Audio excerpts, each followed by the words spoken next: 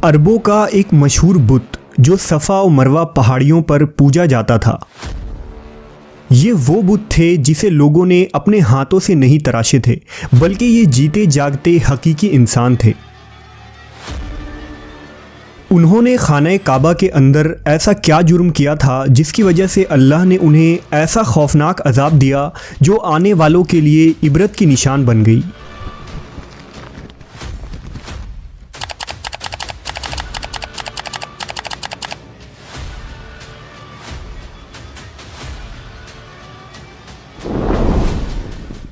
जब से खाना काबा तामीर हुआ तब से लेकर अब तक जिसने भी बैतुल्लाह की बेहुरमती की या बेहुरमती करने की कोशिश की तो अल्लाह ने उनका वो हशर किया कि रहती दुनिया तक इबरत का निशान बनकर रह गए, फिर चाहे वो दुनिया का ताकतवर बादशाह अब्रहा और उसके हाथियों का लश्कर ही क्यों ना हो।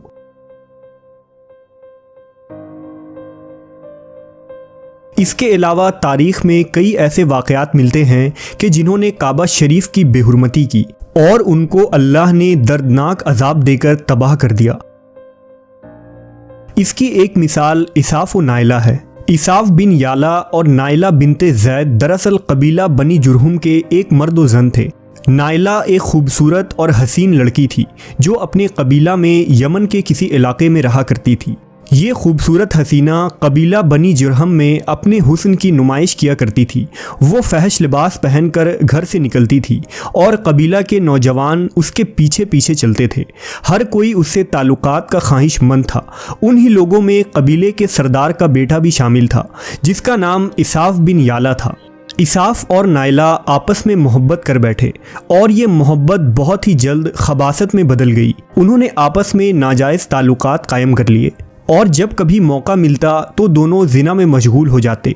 इस तरह ये सिलसिला यूं ही चलता रहा। जब उनके घर वालों को इसका इल्म हुआ तो वो उनके खिलाफ हो गए, जिस वजह से उनके मिलने पर पाबंदी लगा दी गई। एक दफ़ा का वाक़या है कि बनी जुरहम का एक काफ़िला हज करने के लिए मक्का के लिए रवाना हुआ तो ये दोनों भी उस काफ़िले के साथ हज के लिए चल दिए। काफ़िला मक्का पहुंचा और ये हज के अय्याम थे। उन्हीं दिनों का वाक़या है कि एक रोज़ काबा में लोगों की तादाद बहुत ही कम थी और आसपास कोई भी मौजूद न था, लिहाजा शैतान ने उनके दिलों में वसवसा डालना शुरू कर दिया। वो दोनों खाने काबा में दाखिल हो गए और इस तन्हाई के आलम में जिना करने लगे। उनके इस खबासत और काबा की बेहुरमती पर ज़मीन और आसमान कांप उठा। समुंदर की मौजें जोश मारने लगी और अल्लाह की तरफ से अजाब नाजिल हो गया। हुआ यूं कि जब वो खाना काबा के अंदर बदफेली कर रहे थे तो उसी वक्त उनकी रूहें कब्ज़ कर ली गईं और उनके गोश्त पोश्त के जिस्म पत्थर के बनते चले गए। ये लम्हा इंतहाई खौफनाक और अजीबो गरीब था। दो जिंदा इंसान अजाब इलाही के तहत अब पत्थर के बन चुके थे। कुछ देर बाद जब बनी जुरहम के लोग काबा के करीब आए और बैतुल्लाह के दरवाजे को खोला तो दोनों बदबख्त बरहना हालत में पत्थर बने खड़े थे। वो ये समझ गए कि ये खबीस अल्लाह की मुक़द्दस घर में किस जुर्म का इर्तिकाब कर रहे थे। लोगों ने दोनों के मुजस्समों को उठाया और बाहर लाकर ज़मीन में गाड़ कर उन्हें खड़ा कर दिया ताकि ये लोगों के लिए इबरत का निशान बना रहे। कुछ दिन गुजरने के बाद मक्का के लोगों ने इसाफ के बुत को उठाकर कोहे सफ़ा के मकाम पर रख दिया और नाइला के बुत को उठाकर कोहे मरवा के मकाम पर रख दिया।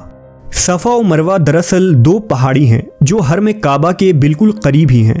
उन्हीं दो पहाड़ियों पर चढ़कर और चक्कर लगाकर बीबी हाजरा अलैहिस्सलाम ने उस वक्त पानी की तलाश की थी जब हज़रत इस्माईल अलैहिस्सलाम शेर खार बच्चे थे और प्यास की शिद्दत से बेकरार हो गए थे। इसलिए ज़माना कदीम से ये दोनों पहाड़ियाँ बहुत मुक़द्दस मानी जाती थीं और हाजी उन पर चढ़कर बड़े एहतराम और जज्बा अक़ीदत के साथ तवाफ़ किया करते थे। जब इसाफ और नाइला के बुत को सफ़ा और मरवा पर रखा गया तो उनकी सज़ा ये तजवीज़ की गई कि जो शख्स भी सफ़ा और मरवा पर जाए वो उन दोनों बुतों को एक एक जूता मारे। एक दो नस्लों तक तो ये अमल जारी रहा, फिर लोगों ने उन्हें जूतों के बजाय थप्पड़ मारना शुरू कर दिए और कुछ नस्लों बाद लोग उन्हें सिर्फ हाथ लगाया करते थे। इस तरह वक्त गुजरने के साथ लोगों ने उनसे इबरत हासिल करना कम और उनकी ताज़ीम ज़्यादा करने लगे। यहाँ तक कि एक वक्त ऐसा आया कि अरबों ने जाहिलियत की बिना पर उनको मोहब्बत की अलामत करार देना शुरू कर दिया और कबीलों में उन दोनों के इश्क की दास्तानों को फ़ख्र से बयान किया जाने लगा। आहिस्ता आहिस्ता ये मोहब्बत के देवी और देवता करार पाए। 5वीं सदी तक इसाफ और नाइला के उस बुत को अरबों के बड़े बुतों में शुमार किया जाता था, जिनके आगे लोग सजदा किया करते थे और कुर्बानी भी चढ़ाते थे। हज़रत ज़ैद बिन हारिस रज़ी अल्लाह ताला अन्हु बयान करते हैं कि ज़माना जाहिलियत में जब मुशरिकीन मक्का बैतुल्लाह का तवाफ़ करते थे तो इसाफ और नाइला के उस बुत को छूते थे। मैं एक दफ़ा रसूल अल्लाह सल्लल्लाहु अलैहि वसल्लम के साथ बैतुल्लाह का तवाफ़ कर रहा था, लिहाजा जब मैं उन बुतों के पास से गुज़रा तो उनको छुआ। इस पर आप सल्लल्लाहु अलैहि वसल्लम ने मुझको उन बुतों को छूने से मना किया। मैंने अपने दिल में कहा कि देखूं तो सही कि छूने से होता क्या है, इसलिए दोबारा उनको छुआ। आप सल्लल्लाहु अलैहि वसल्लम ने दोबारा ज़रा सख्ती से मना करते हुए फरमाया, क्या तुमको मना नहीं किया था?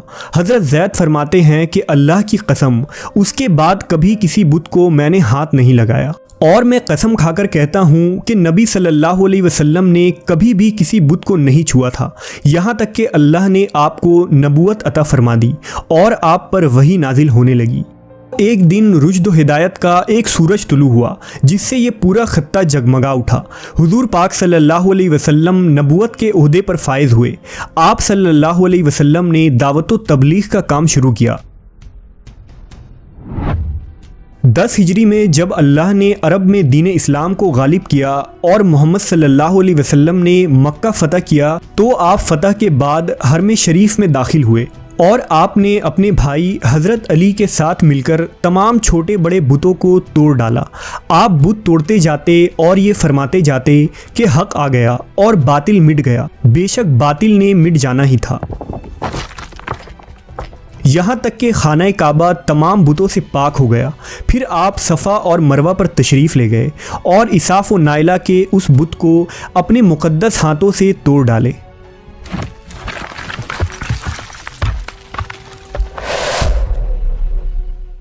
हमने देखा कि इसाफ व नाइला के इस बुत को लोगों ने बतौर इबरत सफ़ा और मरवा पर रखा था, लेकिन शैतान ने उन्हें ऐसा गुमराह किया कि वो उनकी पूजा करने लगे। सिर्फ यही नहीं बल्कि ज़िना जैसे बदतरीन जुर्म जिसे काबा शरीफ के अंदर किया गया था, लोग इस दास्तान को फ़ख्र के तौर पर बयान करने लगे। होना तो ये चाहिए था कि उनके इस बदफेली पर लानत की जाती, लेकिन अरबों ने इस गुनाह को दास्तान इश्क बना दिया और इसाफ व नाइला को एक रोल मॉडल के तौर पर पेश करने लगे। बिल्कुल इसी तरह आज के इस फितने भरे दौर में यही कुछ हालात नज़र आते हैं, जहां अगर कोई शख्स किसी तरह का संगीन जुर्म करे तो लोग उसे हीरो की तरह बतौर नमूना पेश करते हैं। फ्रीडम, आज़ादी ख्याल और लिबरलिज़म के नाम पर हर तरह की खबासत और बुराई को खूबसूरत अंदाज में पेश करके उसकी भरपूर तायीद की जाती है। अल्लाह रब्बुल इज़्ज़त से दुआ है कि अल्लाह हमें हर किस्म की बुराइयों और फितनों से महफूज रखे और शैतान लईन के वसवसों और चालों से हिफाजत फरमाए।